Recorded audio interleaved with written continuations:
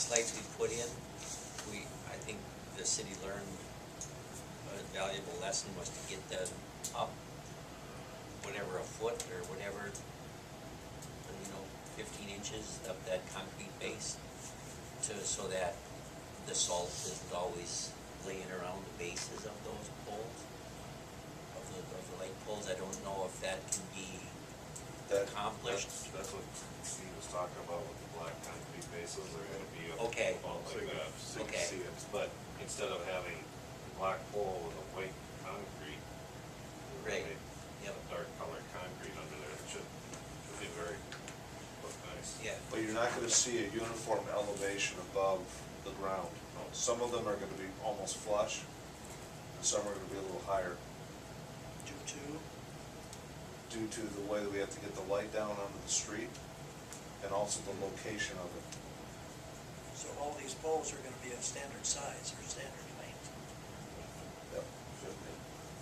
And that's, again, we talked about what does salt do to these, getting hit by a plow, that type of thing. We took that all into consideration when we did the layout.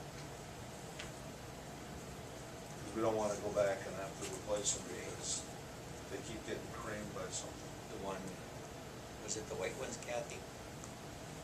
The white ones that got moved to West, Jesse Street West, or Stevens Avenue, they suffered dramatic deterioration from salt.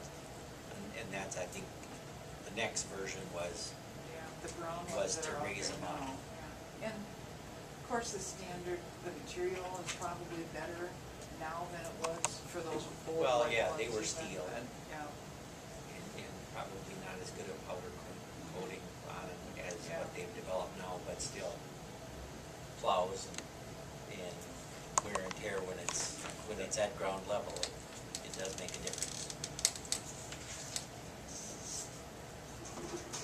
Well, good, I'm glad that got thought of. I didn't know if I should bring it up when Josh was still here or not, but I'm glad you guys visited about that.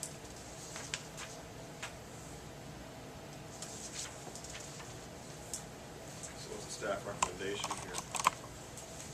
Except a little bit, the engineers,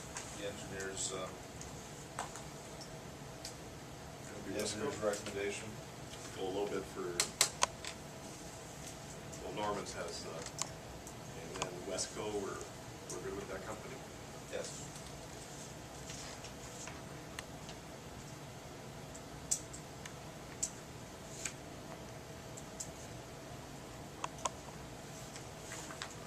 Herbie's bid was incomplete, so we couldn't, It's not Wesco, is it?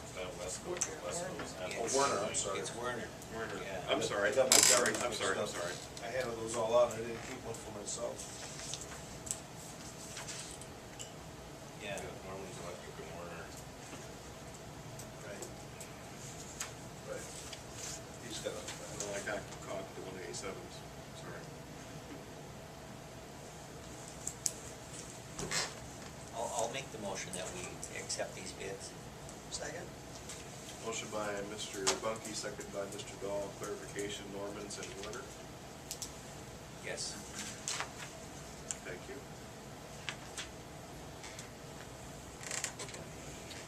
And we're okay with Werner. That's the, we're okay with all of them. Yeah. we're all good. Herbie did all of our electrical work on the levees. Okay. Nice. Yeah, we're very happy with them, but they just didn't bid it properly. So, The total was 391,000. Is that what it is? 526 is what's got here. 391,526. Right. But then it's plus the 15,000 on the south end. Right, but that's already under a separate contract, so that doesn't need to be included. The lights, of course, do. Excuse me.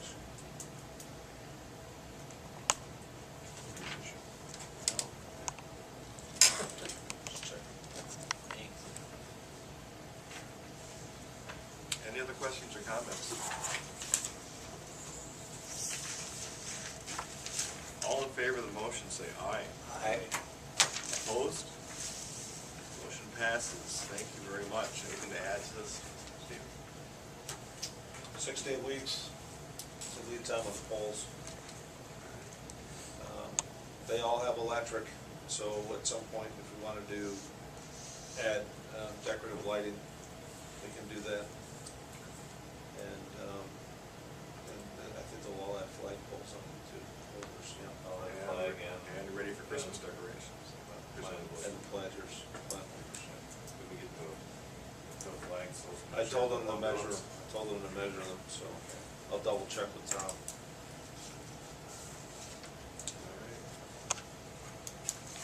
Sounds good, nothing else, let's move on to 8B, review of draft policy and rules designed from council discussions, DNR and police department input, and language from other model programs. Draft policy provides for rules, an application process, and potential locations. City ordinance regarding weapons carrying and discharge within the city limits will also need to be modified if the city proceeds with the program to allow hunting in the city limits. See attached agenda statement and supporting documents.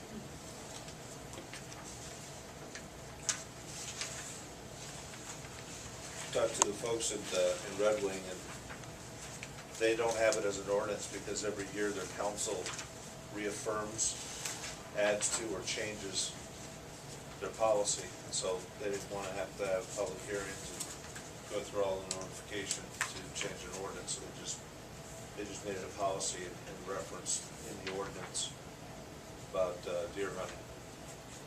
And so what we need to do, if council wants to move forward on this, is to amend the necessary ordinances to allow bow hunting. I've attached Kathy dug up a couple copies here. As you can tell, our ordinance book needs to be codified, but this is what we've got. And so we'll have to ask Terry to come up It says with about proper modified language. since 1965. Good year.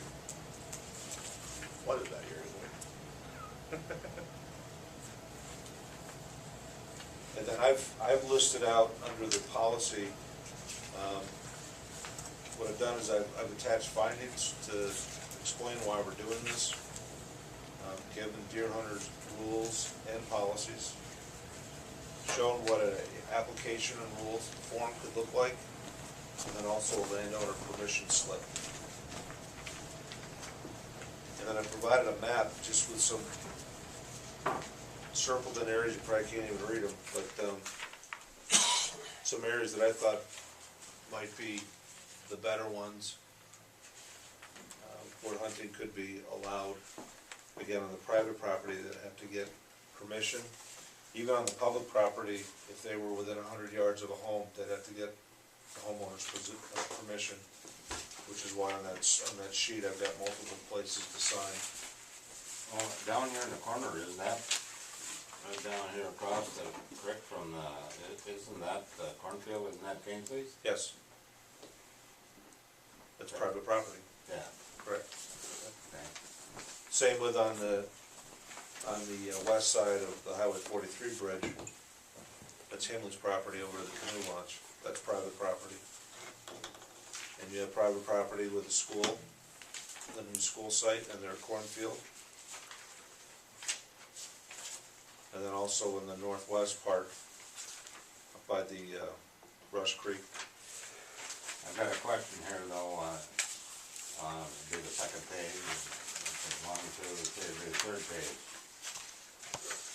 About 1, 2, 3, the fourth paragraph down, or the fourth. Hunters on Moccasin Bluff or Olson Bluff shall only fire their bows uphill from their stands. Yes.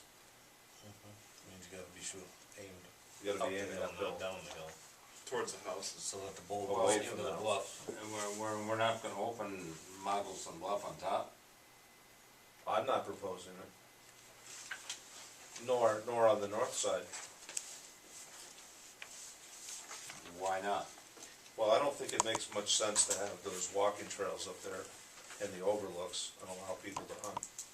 I don't think those things are compatible.